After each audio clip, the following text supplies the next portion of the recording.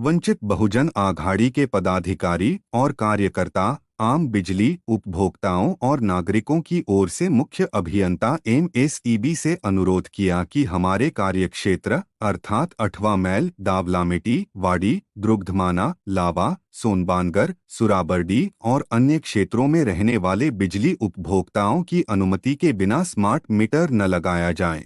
वंचित बहुजन आघाड़ी नागपुर ग्रामीण तालुका उपाध्यक्ष नागेश बोरकर ने बताया, स्मार्ट मीटरों को लेकर लोगों के मन में संशय उत्पन्न होने के कारण स्मार्ट मीटर पुराने मीटरों की तुलना में अधिक यूनिट दिखा रहे हैं और भविष्य में इन स्मार्ट मीटरों को रिचार्जेबल मीटर में बदलने की संभावना से इनकार नहीं किया जा सकता। मीटर लगाने वाले कर्मचारियों के लिए एक विशेष आदेश वंचित बहुजन आघाड़ी की ओर से दिया गया। ग्राहकों की लिखित अनुमति के बिना मीटर नहीं बदले जाएंगे।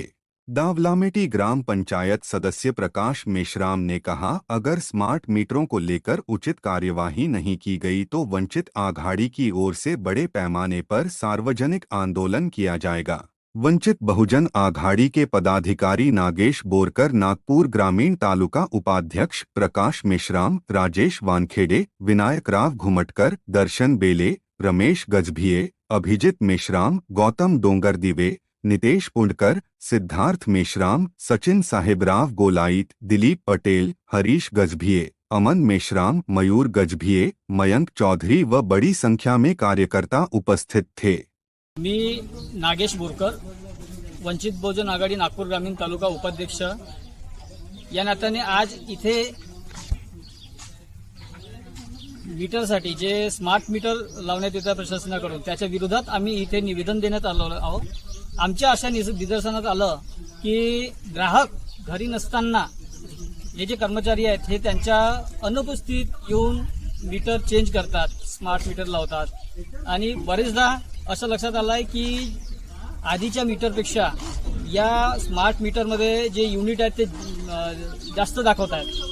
तर याच प्रकारचे निवेदन आम्ही इथे जे मुख्य अभियंता साहेब आहेत त्यांना देण्यात आलेलं आहोत। त्यांना आम्ही म्हटलं की तुमचे जे कर्मचारी आहेत जे स्मार्ट मीटरसाठी जे इथे फिरत आहेत त्यांना ताकीद करा, त्यांना आदेश द्या की जोपर्यंत घर मालक तुमच्याशी चर्चा करत नाही आणि तुम्हाला त्याची परवानगी देत नाही तोपर्यंत त्यांचे जुटणे मीटर काढून हे जे मीटर आहेत स्मार्ट मीटर ते लावू नये।